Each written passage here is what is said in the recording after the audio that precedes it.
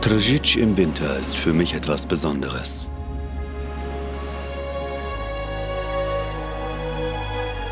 Wir sind buchstäblich in die Arme der Berge gedrückt. Im Winter, wenn die Tage noch kürzer sind als im Tal, dann geht im Reich der magischen Aussichten wie in einem Wintermärchen das Licht an.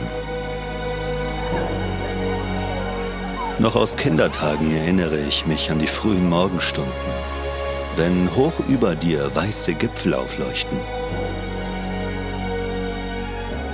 Und wenn dich das Gefühl überkommt, dass alles möglich ist, mit deinem Herzen bist du schon hoch oben in den Bergen. Die Skitradition in Tržič ist sehr stark. In der Tat stehst du schon auf Skiern, sobald du laufen kannst. Du wächst mit dem Erfolg der Einheimischen auf, die die Geschichte des Wintersports schreiben. Du bist von Bergen umgeben, die du immer wieder eroberst. Und mit der Aussicht auf den Gipfel, welche dich überrascht. Diese Nähe und Größe der unberührten Natur.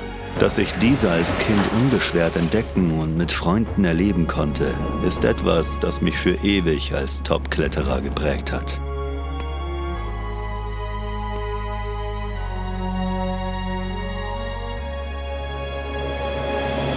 Der Aufstieg selbst, bergauf gehen, der aufmunternde Blick desjenigen, der neben dir geht. Ich sage meinen Kindern immer, dass man sich für eine gute Skitour oder eine Schlittenfahrt oder für all das, was im Leben wirklich zählt, anstrengen muss.